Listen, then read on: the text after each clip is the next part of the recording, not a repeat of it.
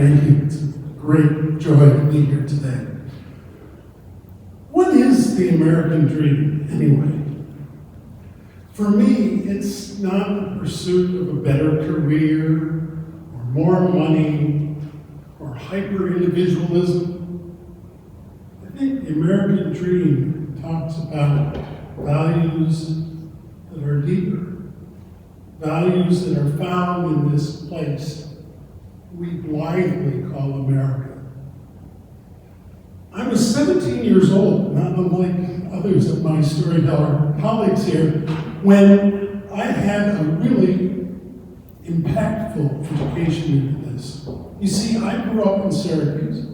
I had the privilege of being the son of a university professor, which meant that every summer we got to pile into this beat-up old green station wagon and pulling behind us a pop-up tent trailer festooned with peace signs and hippie words. And we would travel across the United States to the Rocky Mountains where we would camp all summer. Now, it's a long drive, 2,000 miles. And if it's you and your younger brother and your younger sister and your parents in a station wagon for all those miles, well, let's just say you're really glad to get to the Rockies. I've always said that everybody should drive across the country once. And I mean that literally, once. Fly back. Now, this particular year, we brought along a sixth person, my cousin Gail.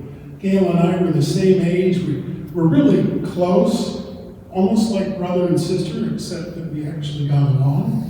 And we then filled that pop-up trailer. There was only room for 6. So that urge to get out of the commercialized campgrounds and into the true Rockies was really intense. When we arrived that year, we arrived in Wyoming at the edge of the Rockies, where the Snake River flows from north to south along the eastern edge. The Snake River is an old, slow, strong river. And we were able to find a campground right near its edge. We arrived, we set up the pop-up trailer, we made our campfire, we had our meal. It was a new moon. And I don't know if you've been out in a place that has no city lights, but the stars are really something. So here we are, my brother and sister and parents are climbing into the pop-up, and Gail and I say to each other, we're going to stay out here a little while longer. Let's look at the stars. But where we were sitting around the campfire, the light was a little too bright, and the leaves on the trees were a little too much.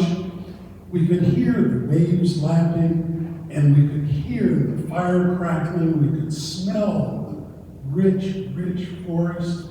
We could smell the water. So let's go down to the river and see what it looks like there. We got to the banks of the river, which were flat and broad, just grassy. No more trees overhead, no more lights at all. We looked up into the sky. There are no words. And we did then what any self-respecting teenagers would do. We tore off our clothes and went skinny dipping in the river. And it was wonderful. We were splashing and laughing and carousing and just having a grand old time. And we said, let's just float for a bit and look up. And so here I am, floating on my back in this slow river. Above me are so many stars. I was making up constellations everywhere. There's a dragon, and there's a great big bear, and over there's an old woman walking with a cane. It was amazing. And my cousin Gail calls out, Jim, look! I said, yeah, that's beautiful, isn't it? She said, no, look over here.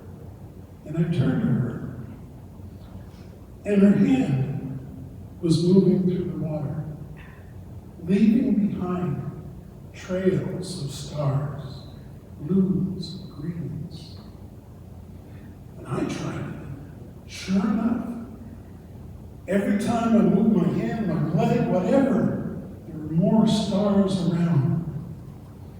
And I was floating with stars above me, and around me, and beneath me, and in front of me, and behind me, everywhere.